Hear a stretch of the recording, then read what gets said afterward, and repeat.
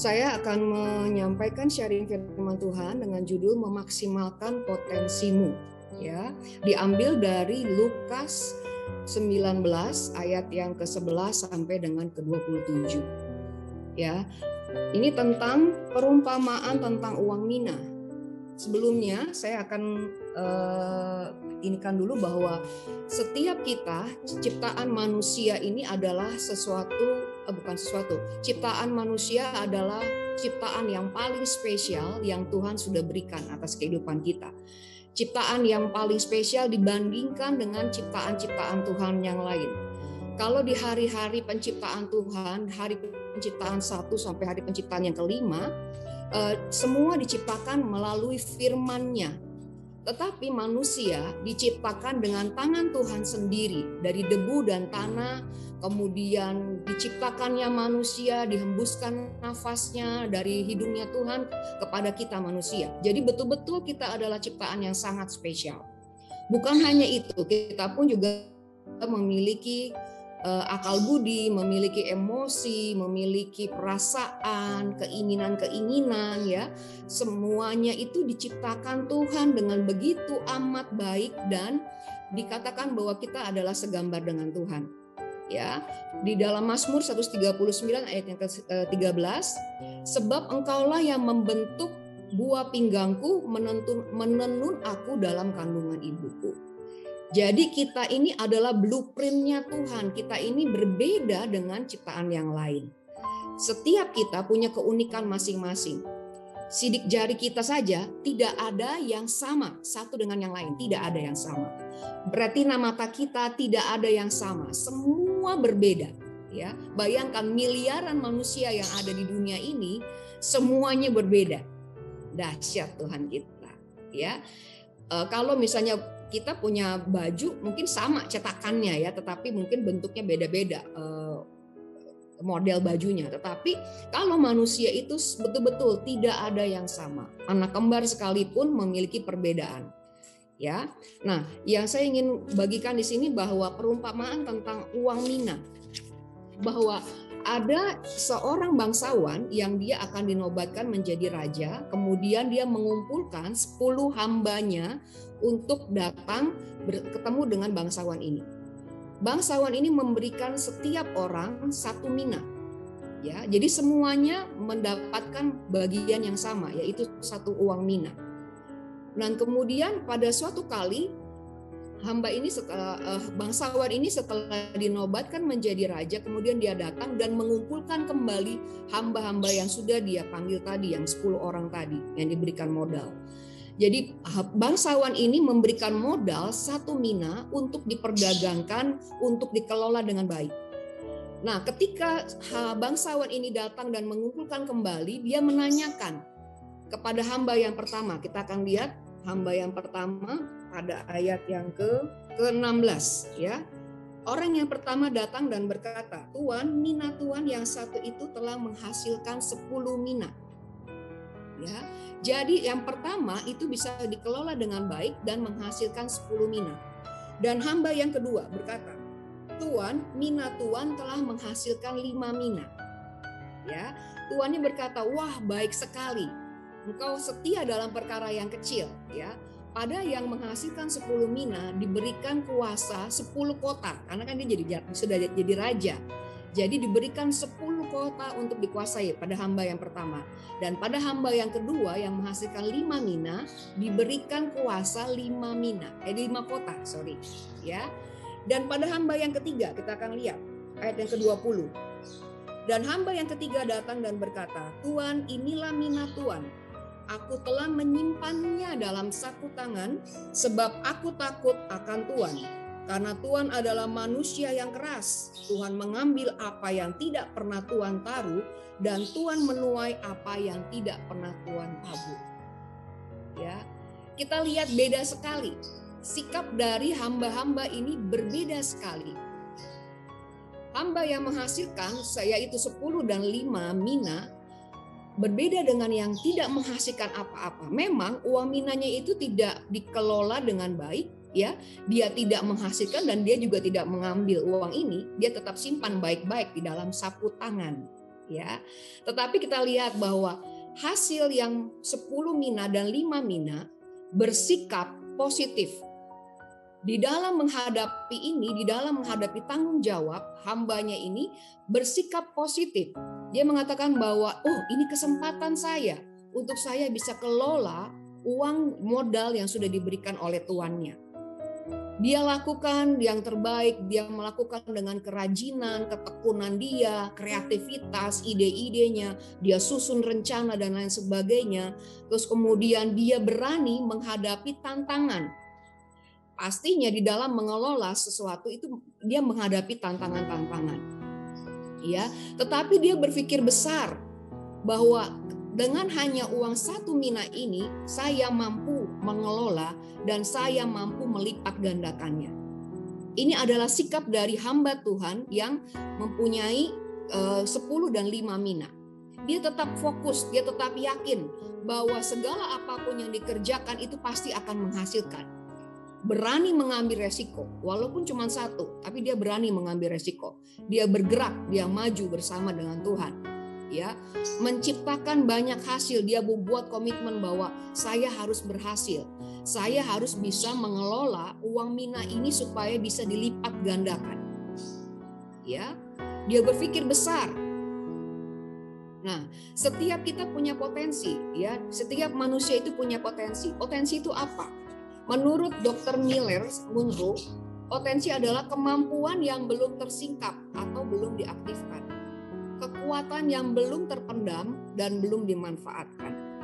Ya, setiap kita punya potensi di dalam kehidupan kita. Ada potensi emas di dalam kehidupan kita. Bagaimana caranya? Bagaimana kita tahu potensi-potensi apa yang kita harus kelola? Yang pertama adalah temukanlah kelebihan dan kekurangan yang ada di dalam diri kita. Kita temukan dulu apa yang menjadi kelebihan kita, apa yang menjadi kekurangan kita. Yang menjadi kelebihan terus kita kembangkan terus. Yang menjadi kekurangan kita boleh belajar untuk bisa supaya dia menjadi kelebihan juga. Tetapi yang di sini yang saya ingin ini kan bahwa setiap kita manusia pasti punya kelebihan. Ada passion, ada kesukaan yang kita dalam diri kita ketika kita melakukan itu kita suka. Ya. Nah, ketika kita sudah menemukan dan mempunyai passion, kembangkan itu. Sama seperti hamba Tuhan tadi, hamba tadi yang mendapat 10 dan 5 tadi, dia berpikir besar, dia berpikir positif. Dia kembangkan, ya. Kalau kita punya passion, pasti kita punya minat yang mendalam di dalam satu hal itu. Atau mungkin beberapa hal yang kita menjadi passion kita. Kita rela berkorban untuk bisa belajar, untuk bisa terus maju, mengembangkan passion kita. Ya, dan kita merasa bahwa uang 1 mina ini adalah kesempatan emas. Ya, jadi kesempatan dia bisa berkarya, kesempatan dia bisa melipat gandakan, begitu ya, walaupun cuma 1. Kalau passion itu dia nggak memandang bahwa aku butuh modal yang besar, tidak. Seberapapun yang diberikan, dia pasti akan lakukan itu dengan baik. Ini adalah sikap dari hamba yang positif tadi, ya, hamba yang 10 dan 5 talenta tadi.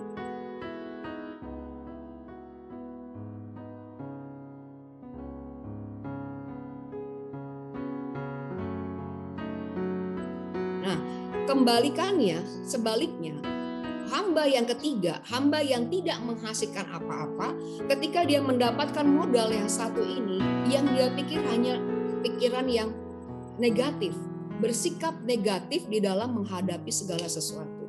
Ketika dia menerima uang ini, mana cukup, terlalu sedikit. Saya nggak bisa beli ini, saya nggak bisa beli itu, saya kurang ini, saya kurang itu, gitu ya. Jadi selalu berpikirnya yang inginnya yang besar, ya. Tapi yang 1 ini dia selalu katakan bahwa dia merasa pesimis, dia tidak bisa berbuat apa-apa. Menyerah duluan, kalah sebelum berperang. Gitu ya. Berpikirnya terlalu sempit. Mana mampu melakukan hal ini hanya dengan 1 mina. Ya. Dan kemudian dia menghindari tantangan. Nanti kalau misalnya saya menghadapi ini, nanti saya akan begini. Jadi berpikirnya terlalu negatif, jadinya akhirnya menghalangi jalan dia sendiri. Sempit sekali. Hanya mencari aman, tidak mau mengambil resiko. Daripada nanti saya malah rugi, saya malah tambah keluar uang, lebih baik saya diam saja, saya tutup dengan rapi di dalam saku tangan. Ya. Hanya buat janji-janji, maunya begini, maunya jadi itu, saya mau begini, tetapi tidak pernah ada actionnya, tidak pernah ada langkahnya. Ya.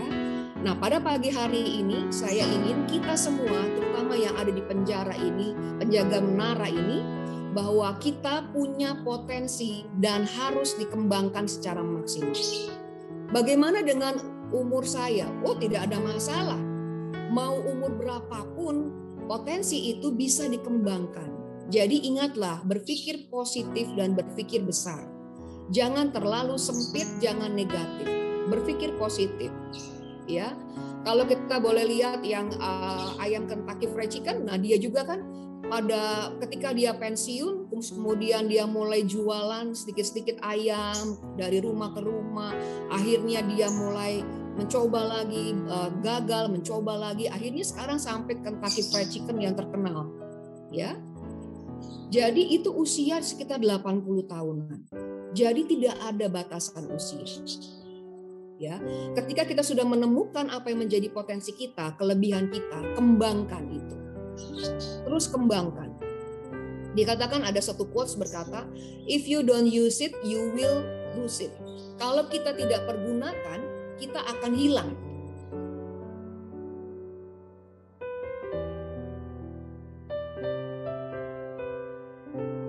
Dikatakan bahwa yang hamba tadi, saat yang satu tadi, hamba yang ketiga, hamba itu dia malah menyalahkan tuannya.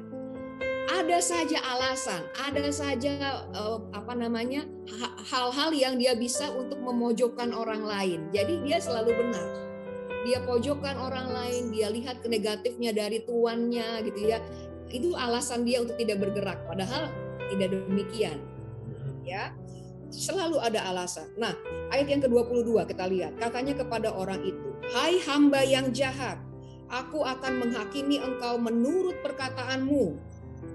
Engkau sudah tahu bahwa aku adalah orang yang keras, yang mengambil apa yang tidak pernah aku taruh dan menuai apa yang tidak aku tabur." 23. Jika demikian, mengapa uangku itu tidak diberikan kepada orang yang menjalankan uang? Maka sekembaliku aku dapat mengambilnya serta dengan bunganya. 24. Lalu katanya kepada orang-orang yang berdiri di situ, ambillah uang mina satu itu daripadanya dan berikanlah kepada orang yang mempunyai 10 mina. Jadi kalau kita tidak pergunakan potensi yang ada dalam diri kita, modal yang ada dalam diri kita, Tuhan akan ambil. Tuhan akan berikan kepada orang yang bisa menghasilkan, orang yang bisa dipercaya, kepada orang yang bersikap positif.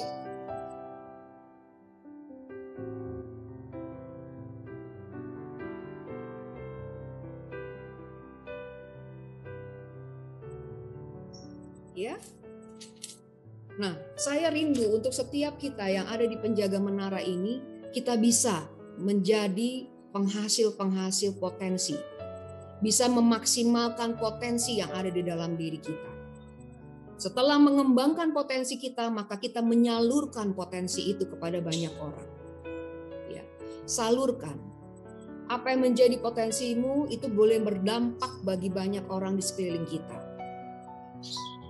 Ya, melakukan hal-hal yang baik yang memuliakan nama Tuhan. Jadi kembalikan lagi semua untuk kemuliaan nama Tuhan. Jadi yang pertama adalah temukanlah potensi. Yang kedua, kembangkan itu. Ketiga, salurkan.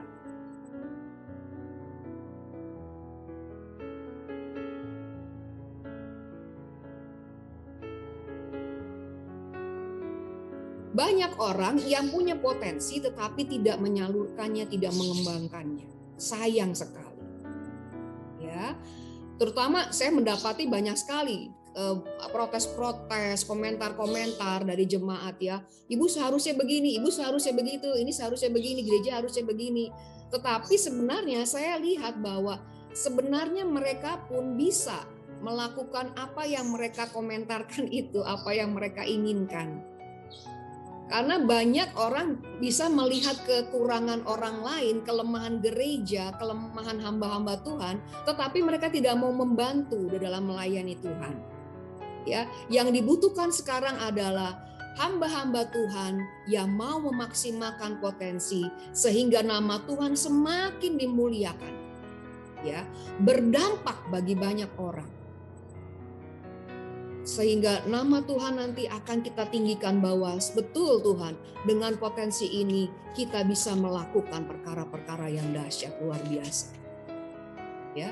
Oleh sebab itu mari Bapak Ibu sekalian kembangkan potensi yang ada di dalam diri kita. Ya. Saya yakin dan percaya bahwa setiap kita adalah spesial. Tuhan ciptakan kita begitu spesial. Sehingga apapun yang menjadi potensi-potensimu, walaupun kecil, ketika kita belajar mengembangkan, terus bertambah lagi, sampai kita boleh menjadi orang yang profesional. Ya. Amsal 10 ayat yang keempat dikatakan bahwa tangan yang lamban membuat miskin, tetapi tangan orang rajin menjadikan kaya. Ya. Kaya baik dalam hal jasmani, baik dalam hal rohani. Ya. Baik misalnya potensi kita adalah memperhatikan orang lain. Nah, kunjungilah misalnya teman-teman kita yang sedang sakit atau doakan mereka, itu sudah mengembangkan potensi. Jadi di masa pandemi ini justru kita harus semakin kreatif. Ya, semakin punya ide-ide yang banyak. Bagaimana kita bisa berdampak bagi orang-orang di sekeliling kita. Beberapa hari lalu saya mendapatkan dalam konseling ya, bahwa seseorang dibelit dengan hutang yang sangat banyak dan kemudian dia tidak tahu harus bagaimana karena dia sudah tidak punya apa-apa lagi, tidak punya uang, tidak punya bayaran untuk bisa membayar hutang-hutangnya. Saya coba untuk bangkitkan semangat dengan memberikan, saya melihat ada banyak potensi di dalam diri ibu ini, gitu ya. Saya coba untuk arahkan, tetapi yang didapati apa? Beberapa kali dia konseling dengan kasus yang sama dan dia selalu berkata, nanti tidak ada yang beli, nanti saya begini, nanti saya begitu. Jadi saya bilang, kalau punya pikiran seperti ini tidak akan bisa maju dan tidak akan pernah lunas hutang-hutang. Ya. Mau dikasih tahu, mau didorong-dorong, tetap dengan prinsip yang sama. Saya tidak bisa melakukan apa-apa. Dan saya tidak bisa membayar hutang ini. Jadi menunggu menunggu dana datang dari surga, bluk datang ke kita kan nggak mungkin. Kita pasti harus berusaha, gitu ya. Jadi kembali lagi kepada sikap kita. Apakah kita mau meresponi segala sesuatu, baik itu situasi, baik itu hambatan-hambatan yang sedang kita alami, atau mungkin dalam kondisi yang sedang stabil. Apakah kita mau tetap dalam kondisi yang nyaman, tetap ada di dalam zona nyaman, atau kita mau terus berkreasi, mengembangkan potensi kita menjadi maksimal.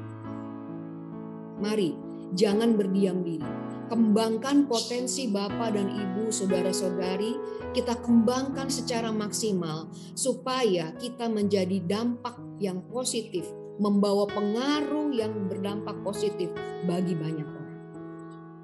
Ya, itu saja firman Tuhan hari ini. Maksimalkan potensi kita, apapun yang bisa dikerjakan dengan tanganmu, mari kerjakan itu seperti untuk Tuhan, bukan manusia. Sehingga kita boleh melakukannya dengan maksimal, kita boleh melakukannya dengan kesukaan hati, dengan penuh dengan passion, ya. Tidak dengan loyo-loyo begitu ya, tetapi dengan semangat bahwa sekecil apapun yang aku lakukan pasti akan Tuhan lipat gandakan, ya. Bagiannya Tuhan adalah melipat gandakan apa yang menjadi talenta-talenta kita, apa yang menjadi potensi kita. Kita hanya melakukan bagian kita, maka Tuhan yang akan melakukan bagian yang tidak bisa kita lakukan. Oleh sebab itu jangan perkatakan kata tidak bisa. Kita pasti bisa. Bersama dengan Tuhan pasti mampu, pasti sanggup melakukan segala perkara. Amin. Puji Tuhan. Mari sama-sama kita akan tutup dalam doa. Haleluya Yesus. Kami mengucap syukur Tuhan untuk setiap firman yang boleh kami dengar pada pagi hari ini. Bahwa setiap kami sudah dikaruniakan Engkau potensi-potensi yang luar biasa. Kami boleh menjadi seperti ini karena Engkau Tuhan. Dan kami tidak mau mengandalkan kekuatan kami manusia, kami mau mengandalkan Engkau. Di dalam potensi kami yakin dan percaya kami bisa menjadi dampak bagi banyak orang, berpengaruh positif bagi orang-orang di sekitar kami ya Tuhan. Tuhan, mari berikan kepekaan kepada setiap kami untuk kami bisa menemukan apa yang menjadi potensi kami, untuk bisa kami kembangkan, untuk bisa kami salurkan dengan maksimal potensi-potensi ini ya Bapa. Terima kasih ya Tuhan. Kami juga berdoa untuk bangsa negara kami Indonesia. Biarlah bangsa ini Tuhan selalu ada di dalam penyertaan-Mu, selalu ada di dalam perlindungan-Mu. Tuhan Yesus sendiri yang akan memulihkan bangsa ini, baik dalam politik, baik dalam pendidikan, perekonomian, sosial budaya, pariwisata, atau apapun juga bidang-bidang yang lain. Tuhan pulihkan. Kami yakin dan percaya bahwa Allah yang kami sembah, Allah yang sanggup melakukan segala perkara. Hanya kepadamu kami berharap, kami jauh daripada bencana alam. Kami minta pemulihan juga untuk daerah-daerah yang mengalami bencana alam, baik di Kupang, baik di Sumba ya Bapak, ataupun mungkin daerah lain yang tidak disebutkan. Tuhan, korban-korban yang ada, kiranya Tuhan Yesus berikan kekuatan, kemampuan untuk mereka mampu melalui proses yang Kau izinkan terjadi. Dan kami akan melihat bahwa setiap umat-Mu Tuhan akan terus mengucap syukur dalam kondisi apapun juga.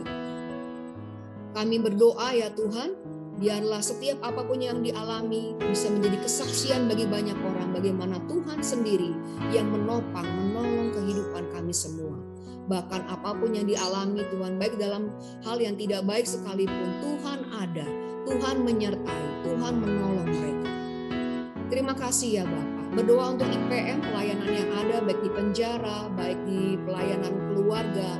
Tuhan jadikan mereka berkat, berikan kepada mereka hikmat yang daripada-Mu di dalam melayani setiap anak-anak Tuhan. Kami berdoa banyak petobat-petobat baru akan Tuhan berikan, ada pemulihan keluarga-keluarga. Kembali Tuhan Yesus mereka boleh mengasihi satu dengan yang lain, mempunyai kesatuan hati di dalam melayani Engkau. Terima kasih ya Bapak. Kami serahkan seluruh anggota penjaga menara pada pagi hari ini, biarlah kuasa Allah ada bersama dengan kami, dan kami boleh tetap berpikir positif bersama dengan Yesus. Terima kasih ya Bapak, kami akan terima berkat yang daripada Allah Bapa. Kami bersyukur Tuhan baik bagi kami. Kami bangga kami punya Tuhan Yesus yang dalam segala keadaan kami. Engkau hadir dan Engkau terus memperingati kami bahwa siapapun kami, ada potensi Tuhan yang Engkau taruh bagi kami. Bantu kami semua, para penjaga menara, untuk kami dapat mengembangkan potensi ini. Kami akan melihat betapa besar hasil yang Tuhan buatkan bagi kami. Karena itu dalam nama Yesus kami mau memulai bersama dengan Tuhan. Kekasih-kekasih Tuhan, terimalah segala kelimpahan berkat dari Allah Bapa, cinta kasih dalam Anak, persekutuan oleh Roh Kudus, memimpin, menyertai kita semua. Mulai hari ini sampai Maranatha, Tuhan Yesus datang pada kali yang kedua. Terima segala kelimpahan berkat Tuhan di dalam nama Tuhan Yesus Kristus. Haleluya. Amin. Haleluya.